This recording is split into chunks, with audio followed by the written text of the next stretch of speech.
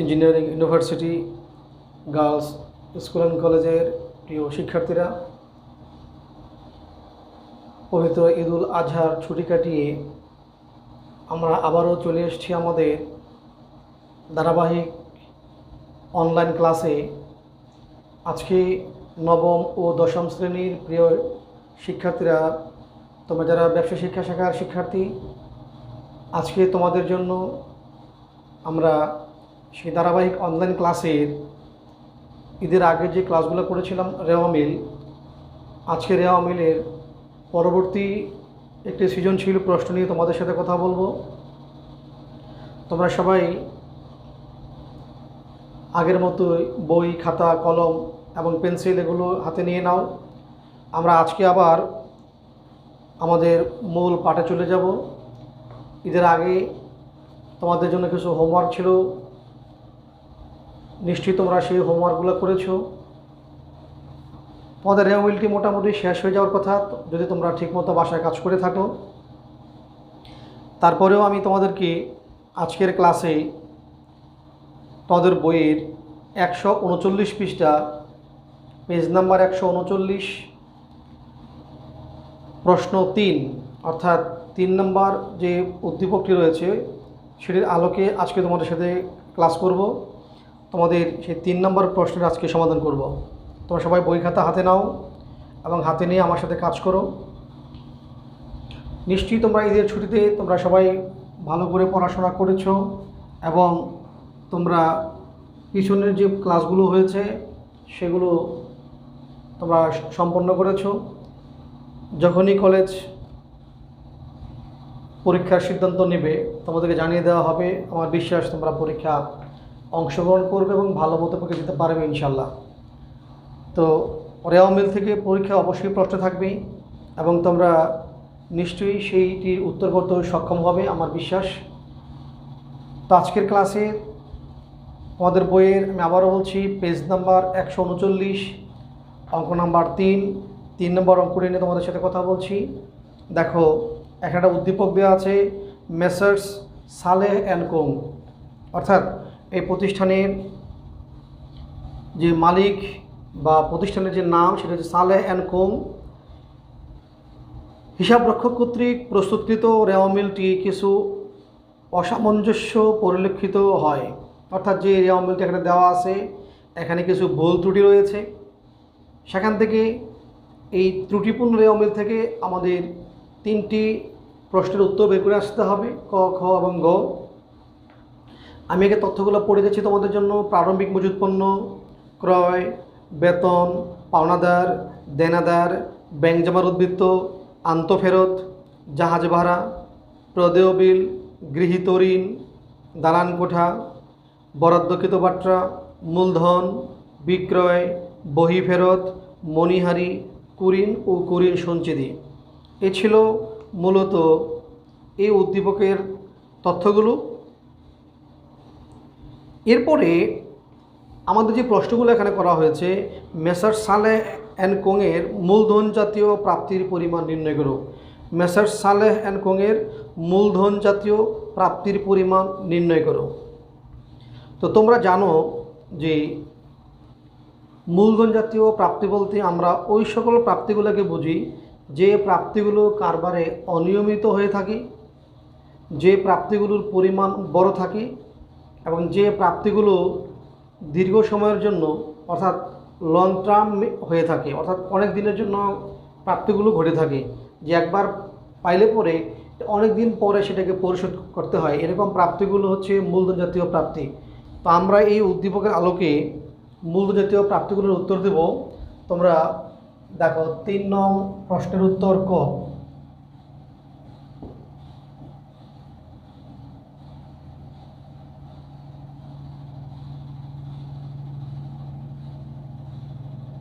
আমরা 3 নং প্রশ্নের যদি কয়ের উত্তর দিই তাহলে এখানে বলছিল মূলধন জাতীয় প্রাপ্তির পরিমাণ নির্ণয় করো।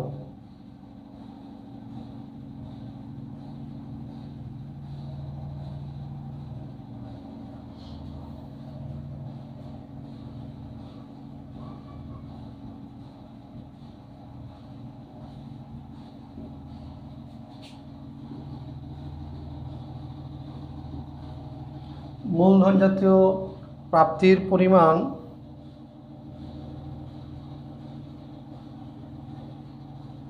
নির্ণয়। তো তোমরা সবাই আমার সাথে খাতা কলম নিয়ে খাতা কলমে কাজ করো এবং খাতা কলমে উঠাও, দেখবে যে সহজ লাগবে। আমরা এই ধরনের প্রশ্নের উত্তরের জন্য বলেছি যে ছোট্ট করে একটি ঘর এঁকে নিবা ক নাম্বারের জন্য হলেও।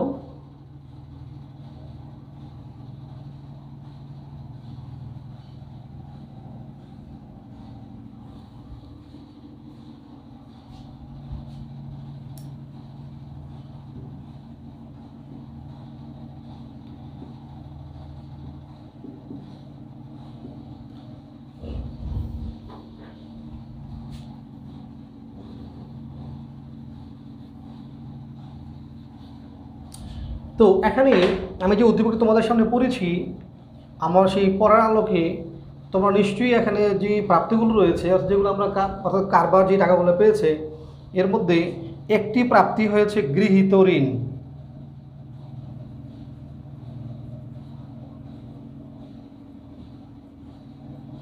গৃহীত ঋণ সাধারণত গৃহীত ঋণ দীর্ঘমেয়াদী হয়ে থাকে।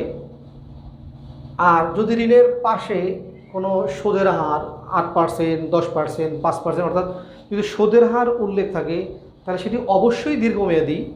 আর পার্সেন্ট উল্লেখ না থাকলে সেটাকে স্বল্পমেয়াদী ধরা হয়ে থাকে। যদি পার্সেন্ট উল্লেখ না থাকে সেই ঋণগুলো সাধারণত হয়ে থাকে স্বল্পমেয়াদী।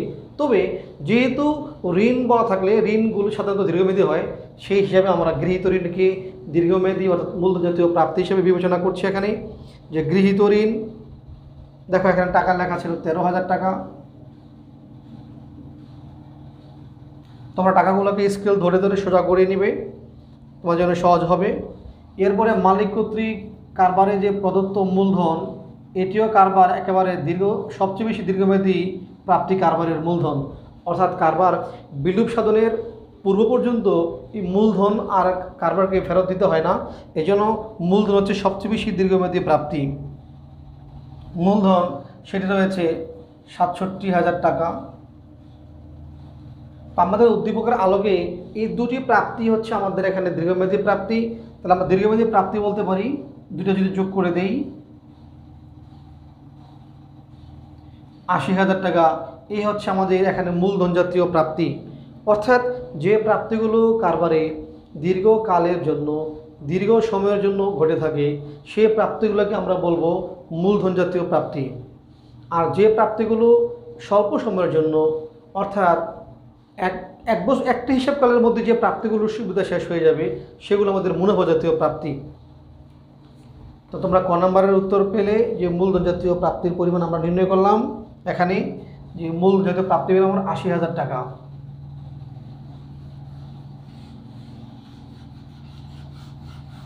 চলে আসো আমরা খ নাম্বারের উত্তর দেব। আমাদের খ নাম্বারের প্রশ্নে কি চেয়েছে?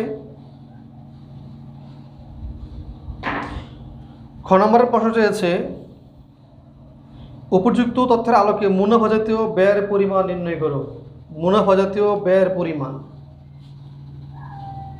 তাহলে আমরা খ নম্বরে বের করব মুনাফা জাতীয়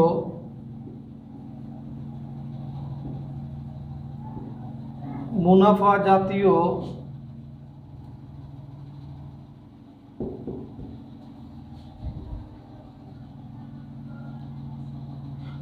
জাতীয়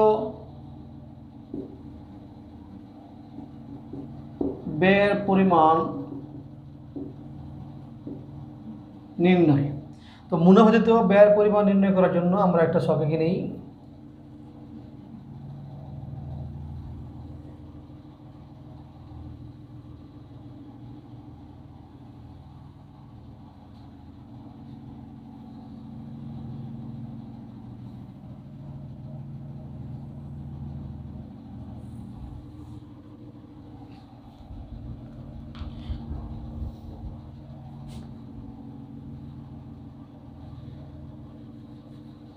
মুনাফা জাতীয় ব্যয়।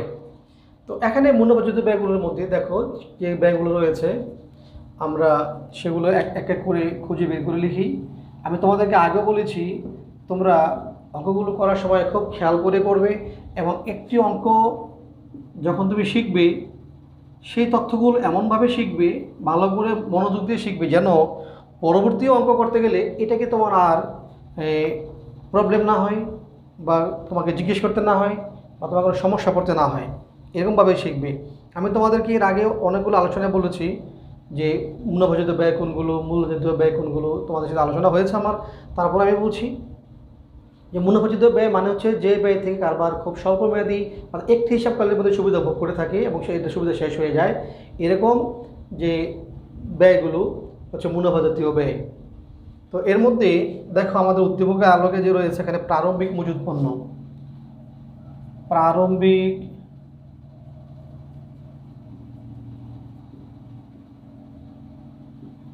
মজুদ পণ্য, এটি আমাদের একটা প্রত্যক্ষ ব্যয় অর্থাৎ মুনাফা জাতীয় ব্যয়, 34,000 টাকা। রয়েছে ক্রয়। তো ক্রয় একটি প্রত্যক্ষ এবং মুনাফাজাতীয় ব্যয় হলেও আবার ক্রয়কৃত কিছু পণ্য আমরা ফেরত দিয়ে ফেলেছি, যেটাকে বলা হয় বই ফেরত বা ক্রয় ফেরত। তো যেহেতু বই ফেরত দিয়ে ফেলেছি আমরা, অর্থাৎ আমাদের ক্রয়ের পরিমাণ কমে গেছে, অর্থাৎ ব্যয়ের পরিমাণ কমে গেছে, এটা ক্রয় থেকে বাদ দিয়ে নিট ব্যয়টুকু বের করতে হবে, অর্থাৎ নিট ক্রয় বের করতে হবে। বই ফেরত, বই ফেরত আছে আমাদের এখানে 5,000 টাকা, আমরা এটাকে মাইনাস করে দেব, তাহলে থাকবে 95,000 টাকা। রয়েছে বেতন। বেতন একটি মুনাফা জাতীয় ব্যয়, এটি পরোক্ষ ব্যয়। পরোক্ষ মুনাফা জাতীয় ব্যয় হচ্ছে বেতন, সেটা হচ্ছে 12,000 টাকা। দেনাদার, পাওনাদার, দেনাদার সম্পদ এবং দায়, ব্যাংক উদ্বৃত্ত সম্পদ, আন্তঃফেরত, এটা হলো বিক্রয় ফেরত। জাহাজ ভাড়া, জাহাজ ভাড়া এটি একটি প্রত্যক্ষ ব্যয়। তোমরা মনে রাখবে, আমি কিন্তু ব্যয়ের সাথে সাথে কোন ধরনের ব্যয় সেটিও বলে যাচ্ছি, তোমরা খেয়াল রাখবে। জাহাজ ভাড়া একটি মুনাফা জাতীয় ব্যয় কিন্তু প্রত্যক্ষ ব্যয়, মুনাফা জাতীয় প্রত্যক্ষ ব্যয়, সেটিও 5,000 টাকা। জাহাজ ভাড়া। গৃহীত ঋণ তো বলছি মূলধনিত প্রাপ্তি, দালান কোঠা। বরাদ্দকৃত বাট্টা, বরাদ্দকৃত বাট্টা মানে যে বাট্টা বরাদ্দ করা হয়েছে, দেওয়া হয়েছে বা প্রদান করা হয়েছে, এটি একটি ব্যয়, এটি একটি মুনাফা জাতীয় পরোক্ষ ব্যয়।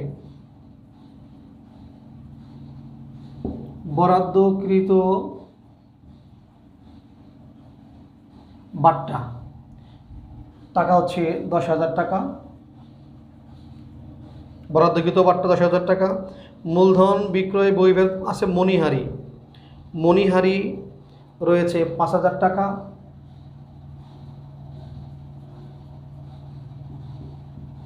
এটি একটি পরোক্ষ ব্যয়, মুনাফা জাতীয় পরোক্ষ ব্যয়। রয়েছে এখানে কুরিন। এই কুরিনের বিষয়ে তোমরা জানবে যে কুরিন হচ্ছে দেনাদারের কাছ থেকে যে টাকা কখনো আদায় করা যাবে না। দেনাদারের কাছ থেকে, যাদের কাছে আমরা বাকিতে পণ্য বিক্রয় করেছি তাদেরকে আমরা বলি দেনাদার বা প্রাপ্য হিসাব। প্রাপ্য হিসাবের কাছ থেকে যে টাকা কখনো আদায় করা যাবে না বলে কনফার্ম হয়ে যায়, নিশ্চিত হয়ে যায়, সেই পরিমাণ টাকাকে বলা হয় কুরিন। তো এই কুরিন হচ্ছে কারবারের একটি নিশ্চিত ক্ষতি বা ব্যয়, মুনাফা জাতীয় ব্যয়। আর এই ব্যয়কে মেটানোর জন্য আগে থেকে যদি কোনো সঞ্চয়ের ব্যবস্থা রাখা থাকে সেটাকে বলা হয় কুরিন সঞ্চিতি, অর্থাৎ ভবিষ্যৎ সম্ভাব্য ক্ষতির জন্য আগাম ব্যবস্থা রাখা। তো এই অঙ্কে এই উদ্দীপকে যেহেতু আগে থেকে এই সন্দেহজনক দেনা সঞ্চিতির জন্য 8,000 টাকা ব্যবস্থা রাখা হয়েছে, সুতরাং ওইটা বাদ দেওয়ার পরে বাকি টাকাটা আমার এই বছরের ব্যয় হবে, কারণ আগে থেকে আমার এখানে ব্যবস্থা রাখা আছে কুরিন সঞ্চিতি, অর্থাৎ যেটাকে বলা হয় সন্দেহজনক দেনা সঞ্চিতি। বাদ সন্দেহজনক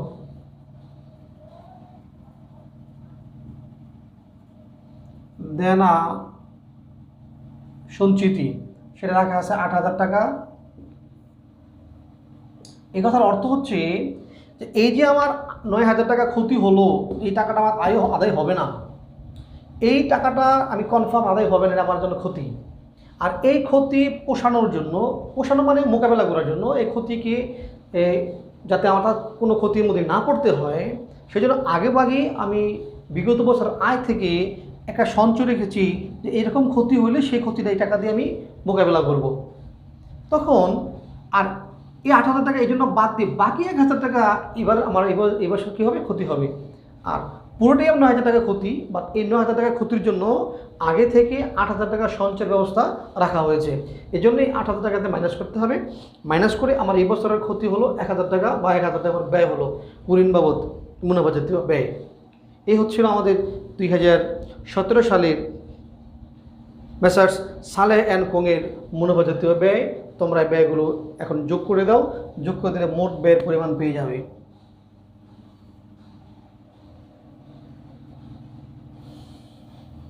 দেখো যোগ করি।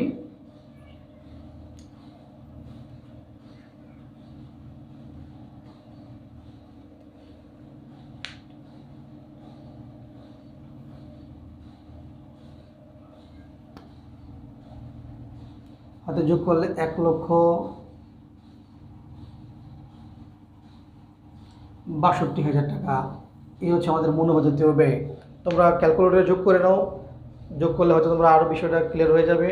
৯৫,০০০, ১,০০,০০০, ১,১২,০০০, ১,২২,০০০, আর ৫,২৭,০০০, আর ১,২৮,০০০, আর ৩৪,০০০, ১,৬২,০০০ টাকা। এই হচ্ছে আমার মোট মুনাফা জাতীয় ব্যয়ের পরিমাণ। তোমরা এটি একটু ভালো করে দেখে নাও। আমি আবার বলছি, প্রারম্ভিক মজুত পণ্য, এখানে আছে ক্রয় থেকে আমরা ক্রয় ফেরতটাকে বাদ দেব। বহি ফেরত মানে হচ্ছে ক্রয় ফেরত, অর্থাৎ ক্রয় করার পরে যে মাল ফেরত দেওয়া হয় সেটাকে বলা হয় বহি ফেরত। আছে এখানে বেতন, রয়েছে জাহাজ ভাড়া, এটা প্রত্যক্ষ ব্যয়। বরাদ্দকৃত বাট্টা মানে প্রদত্ত বাট্টা, যে বাট্টা দেওয়া হয়, অর্থাৎ দেনাদারের কাছ থেকে টাকা আদায় করার সময় যে পরিমাণ টাকা কম নেওয়া হয় সেটাকে বলা হয় বরাদ্দকৃত বাট্টা। মণিহারি, এটি কারবারের একটি পরোক্ষ ব্যয়, মুনাফা জাতীয় ব্যয়।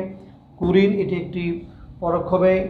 আর কুরিনের জন্য যদি আগে সঞ্চিতি রাখা আছে, সেই সঞ্চিতি বাদ দিয়ে আমাদের নিট ব্যয় হয়ে গেল ১,০০০ টাকা, আর টোটাল মুনাফাজিত ব্যয় হয়ে গেল ১,৬২,০০০ টাকা। এই মুনাফাজিত ব্যয় কিন্তু আবার দুই প্রকারের। তোমার প্রশ্ন এরকম হতে পারে, প্রত্যক্ষ ব্যয়ের পরিমাণ নির্ণয় করো। তখন কিন্তু তোমার প্রশ্ন হবে এই প্রারম্ভিক মজুত পণ্য, ক্রয় আর জাহাজ ভাড়া, এই তিনটি হচ্ছে প্রত্যক্ষ ব্যয়। আর বাকিগুলো হচ্ছে যেমন বেতন, বরাদ্দকৃত বাট্টা, মণিহারি, কুরিন, এগুলো হচ্ছে পরোক্ষ ব্যয়। অর্থাৎ মুনাফাজিত ব্যয় আবার দুই ভাগে ভাগ করা হয়েছে, প্রত্যক্ষ ব্যয় এবং পরোক্ষ ব্যয়। তাহলে যদি তোমার শুধু মুনাফাজিত ব্যয় বলে, তাহলে প্রত্যক্ষ ব্যয়ও লিখবে, পরোক্ষ ব্যয়ও লিখবে, দুইটা মিলে হচ্ছে মুনাফা জাতীয় ব্যয়।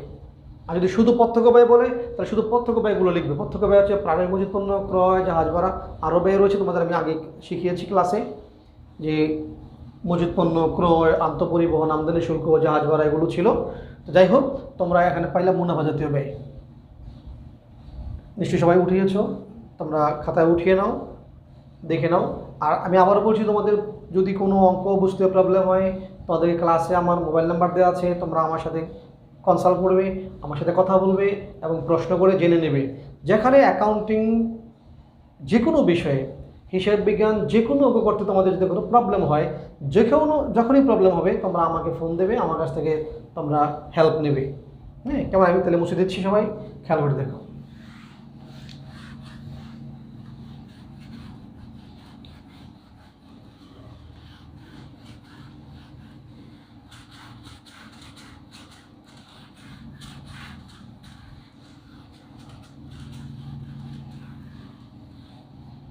গ নম্বরে বলা হয়েছে আমাদেরকে যে এখানে একটি যে অশুদ্ধ রেওয়া মিলে দেওয়া আছে, সেই রেওয়া মিলটিকে শুদ্ধ করে করার জন্য বলা হয়েছে। আমরা আসলে সেটাকে শুদ্ধ করে তৈরি করি। মেসার্স সালেহ অ্যান্ড কোংয়ের, আমরা লিখবা মেসার্স, আমি একটু ছোট করে লিখি জন্য, যদি রেওয়া মিল এখানে তৈরি করতে হবে পুরোটা। Messrs Saleh and কোংয়ের Rewa mill.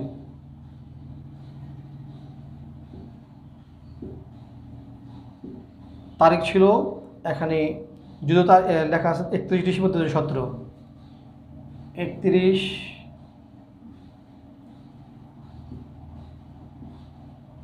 December ২০১৭। এই তোমরা এরকম তারিখটা লিখে নেবে। রেওয়া মিলের ঘর তোমাদের নিশ্চয় মনে আছে যে 5 কলামের ঘর হয় রেওয়া মিলের।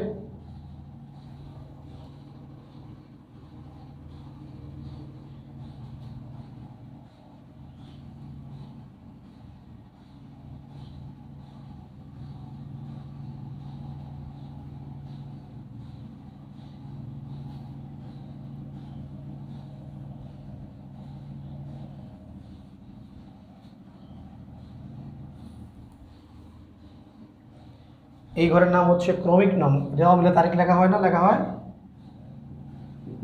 ক্রমিক নং। হিসাবের নাম বা বিবরণ লেখা যেতে পারে, হিসাবের নামও লেখা হয়,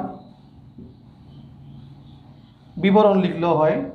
এই ঘরে লিখতে হয় খতিয়ান পৃষ্ঠা। এখানে লেখা হয় ডেবিট টাকা, এখানে লেখা হয় ক্রেডিট টাকা। তোমরা একটা পেজে ঘরটা এঁকে নিবা। আমার কিন্তু বোর্ডে হয়তো নাও ধরতে পারে, আমি মুছে করব, তোমরা পুরো পেজে ঘরটা এঁকে নিবা। তাহলে এখানে প্রথমে রয়েছে প্রারম্ভিক মজুত পণ্য। প্রারম্ভিক মজুত পণ্য, এটা প্রত্যক্ষ ব্যয়, তাই রেওয়া মিলে ডেবিট দিকে বসবে 34,000 টাকা মজুত পণ্য। আমি একটু ছোটো করে লিখছি যেহেতু আমার একটা ঘরে হবে না, তোমরা দেখে নাও ভালো করে। প্রারম্ভিক মজুত পণ্য এটা ব্যয়, তাই ডেবিট দিকে হবে। লিখবে ক্রয়, এখানে সিরিয়াল দিয়ে নিবা, ক্রমিক নং 1 2 এভাবে দিয়ে নিবা। ক্রয়ের এটা প্রত্যক্ষ ব্যয়, এটিও হবে 1 লক্ষ টাকা ক্রয়। আছে বেতন, এটি কারবারের প্রত্যক্ষ ব্যয়, ব্যয় হলে ডেবিট দিকে হবে। তোমরা জানো যে সম্পদ, ব্যয়, উত্তোলন এই 3টি দেওয়া মিলে ডেবিট। বেতন 12,000 টাকা, এটিও ডেবিট। 3 4 5 6 7 8 9 10টি এখানে লেখা যাবে যদিও। 4 নম্বর রয়েছে পাওনাদার। পাওনাদার বলতে কারবারের দায় বোঝানো হয়, অর্থাৎ যার কাছে কারবার ঋণী, অর্থাৎ বাকিতে মাল কিনেছে, দায় হইলে ক্রেডিট, তাহলে ক্রেডিট দিকে লিখবে 40,000 টাকা। যেহেতু এটা একটা ভুল রেবেল তৈরি করা আছে, এখানে ভুল দেওয়া আছে, পাওনাদার লেখা আছে ডেবিট দিকে, হবে ক্রেডিট দিকে। দেনাদার, এটি হচ্ছে যার কাছে বাকিতে মাল বিক্রয় করা হয়েছে, অর্থাৎ যার কাছ থেকে টাকা কারবার পাবে সে হচ্ছে দেনাদার, 16,000 টাকা। আছে ব্যাংক জমার উদ্বৃত্ত, অর্থাৎ কারবারের টাকা যে ব্যাংকে জমা আছে এটাকে বলা হয় ব্যাংক জমার উদ্বৃত্ত। এটাও কারবারের জন্য সম্পদ। দেখা আছে 45,000 টাকা, এটাও ভুল দিকে লেখা আছে, ক্রেডিট দিকে লেখা আছে, হবে ডেবিট দিকে। এটি কারবারের সম্পদ।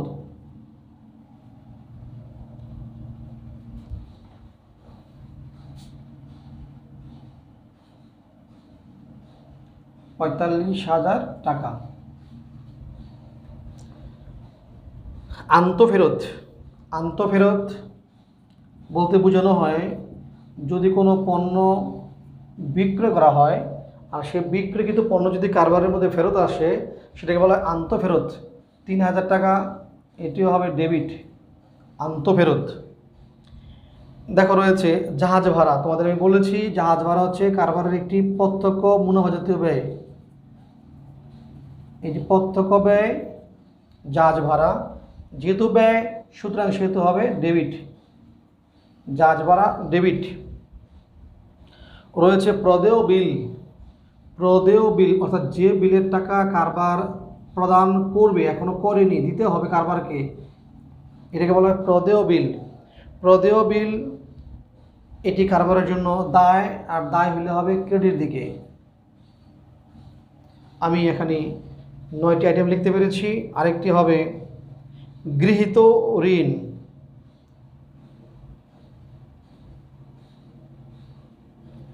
আমি বোধহয় প্রদেয় বিলটি হবে 20,000 টাকা। টাকাটা ঠিক লিখে নিই, তোমরা ঠিক করে নাও। প্রদেয় বিল 20,000 টাকা। আর গৃহীত ঋণ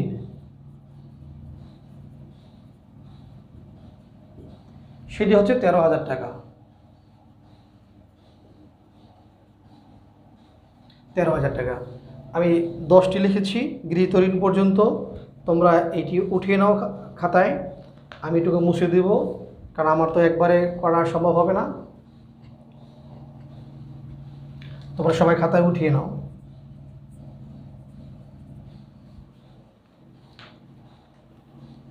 সবাই উঠিয়েছো কি?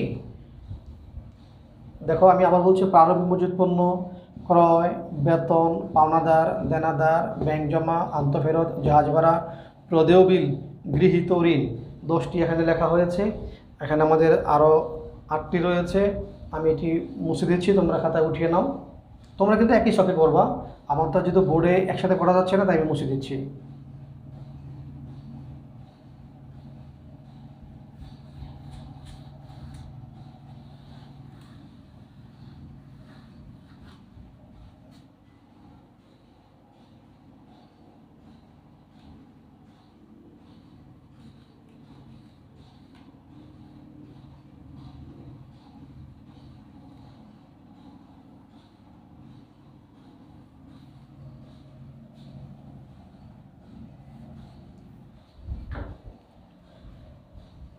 ক্রমিক নাম্বারগুলো আবার দিয়ে নিচ্ছি।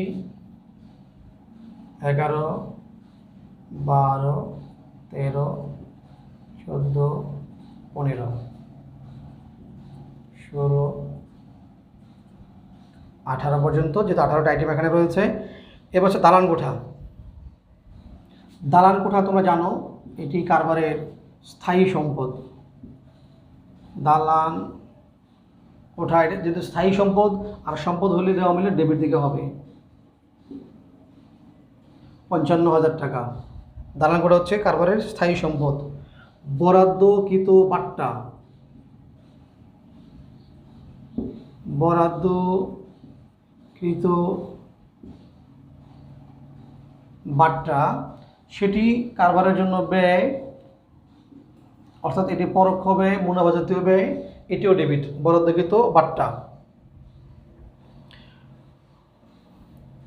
মূলধন।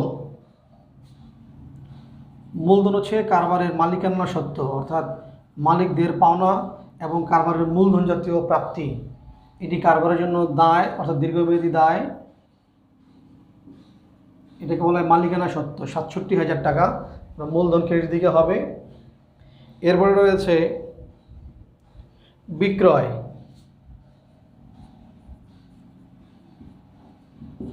বিক্রয় বিক্রয় রয়েছে 1,40,000 টাকা।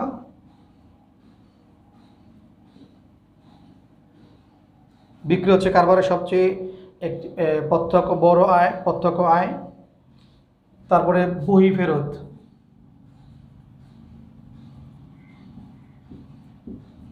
ফেরত হচ্ছে 5,000 টাকা।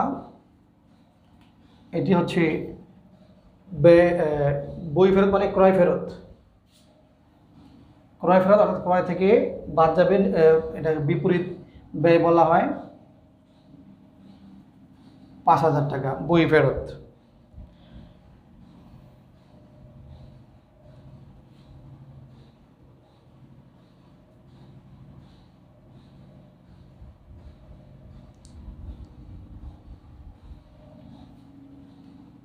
আমি টাকাটা ভুল লিখেছি, তোমরা ঠিক করে নাও। দেখো, বই ফেরত 6,000 টাকা রয়েছে। বই ফেরত 6,000 টাকা। তাহলে আমাদের খ নম্বরের যে আমরা মুনাফাচিত ব্যয় নির্ণয় করেছি, সেখানেও তোমাদের বই ফেরত থেকে 6,000 টাকা লিখতে হবে। আমি যেখানে 5,000 টাকা লিখে কাজটা করেছিলাম, তোমরা একটু কারেকশন করে নেবে। খ নম্বরের মানে এটা আমরা ঘ নম্বরে উত্তর করতেছি। আমরা যখন খ নম্বরে মুনাফাচিত ব্যয় বের করেছি, মুনাফাচিত ব্যয় বের করার সময় ক্রয় থেকে বই ফেরত নামে বাদ হবে 6,000 টাকা, যেখানে আমরা খ নম্বরের উত্তর করার সময় বাদ দিয়েছি 5,000 টাকা। তোমরা এটা কারেকশন করে নেবে যে বই ফেরতটা হচ্ছে 6,000 টাকা। আমি এখানে 5,000 টাকা লিখেছিলাম, টাকাটা হচ্ছে 6,000 টাকা। এরপরে আসবে মণিহারি।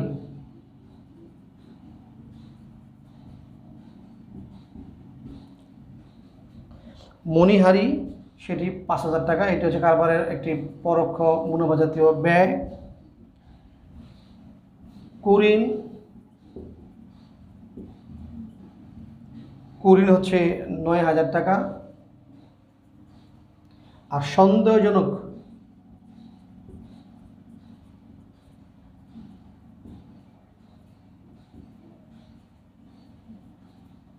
দেনা সঞ্চিতি, সেটা হচ্ছে 8,000 টাকা। অর্থাৎ বিপরীত ব্যয়, অর্থাৎ আয়ের বিপরীতে সৃষ্টি করা হয়, ব্যয়ের বিপরীতে সৃষ্টি করা হয়। এবার তোমরা এই সবগুলো যোগ করে নেবে। তোমরা সবাই যোগ করে নাও রেওয়া মিলটা। আমি তো ভাগ করে করেছি, বাট তোমরা তো একই স্টকে করেছো। তোমরা পুরো রেওয়া মিলটি একসাথে যোগ করে নাও। দেখো যোগ করলে তোমরা উত্তর পেয়ে যাবে।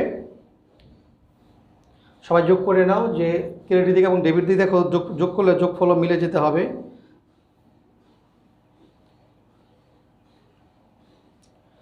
আমরা যোগ করে নিচ্ছি।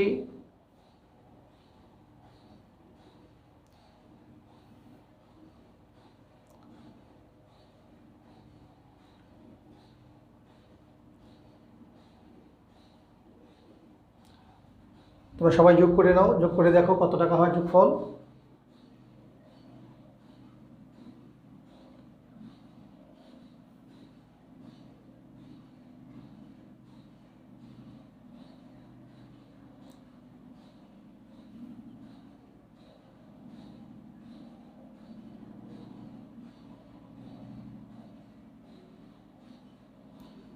তাহলে যোগফল হচ্ছে 2,94,000 টাকা।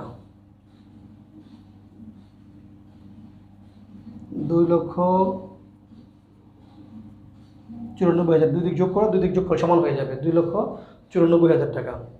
এই হচ্ছে আমাদের 3 নম্বর অঙ্কটা। প্রিয় শিক্ষার্থী, আমার বিশ্বাস তোমরা করতে পেরেছো। আমি আবার তোমাদের কারেকশনটা বলে দিচ্ছি। আমরা খ নম্বরের উত্তর করার সময় যে মুনাফা জাতীয় ব্যয়ের পরিমাণ বের করেছি, সেখানে ক্রয় থেকে বাদ দিয়েছি বই ফেরত, মানে ক্রয় ফেরত টাকা লিখেছিলাম 5,000, ওটা অ্যাকচুয়ালি হবে 6,000 টাকা। তোমরা 6,000 টাকা লিখে আবার কারেকশন করে নেবে, বাকি সব ঠিক রয়েছে। আর এখানে রেওয়া মিলটা করে রেওয়া মিল যোগফল দুই দিক মিলে যেতে হবে। তোমাদের আমি বলেছি যদি কখনো দুই দিক না মিলে যায়, তাহলে আমরা অনিশ্চিত হিসাব লিখে, অনিশ্চিত হিসাব যেদিকে কম থাকবে সেদিকে টাকা লিখে রেওয়া মিল মিলাবো। তো যেহেতু এখানে অনিশ্চিত হিসাব হয়নি, এটা স্বাভাবিকভাবে মিলে গেছে, তোমরা যোগফলটা মিলিয়ে নাও।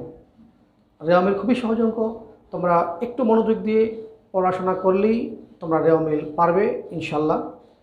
তো তোমাদের জন্য বাড়ির কাজ থাকলো যে সমস্যা এখন আমরা 3টা করেছি, তুমি 4 নং প্রশ্ন 4 তোমরা এবং 5 তোমরা 5 নম্বর প্রশ্নটা বাড়িতে করছো। 4 এবং 5 দুইটি অঙ্ক বাড়িতে করবে। সমস্যা 4 এবং সমস্যা 5 এই দুটি অঙ্ক তোমরা বাড়িতে কাজ করবে। আমি তোমাদেরকে আগামী ক্লাসে 6 নম্বর অঙ্কটি করে দেব। তোমরা অবশ্যই হোমওয়ার্ক করবে এবং হোমওয়ার্ক করতে গিয়ে যদি কোনো প্রবলেমে পড়ো, তাহলে তোমরা আমার শরণাপন্ন হবে, আমাকে ফোন দেবে, পরামর্শ নেবে, সহযোগিতা নেবে, নিয়ে তোমরা কাজটি করবে। আমাকে যদি তোমাদের ফোন নাম্বার না থেকে থাকে তোমাদের কাছে, আমি আবারও দিচ্ছি 01718647373। হ্যাঁ, তোমরা হেল্প নিয়ে হলেও পড়াশোনা করবে। হ্যাঁ, পরীক্ষা কিন্তু সামনে চলে আসতেছে, খুব কাছাকাছি সময়ে। আমি বোর্ডটা মুছে দিচ্ছি।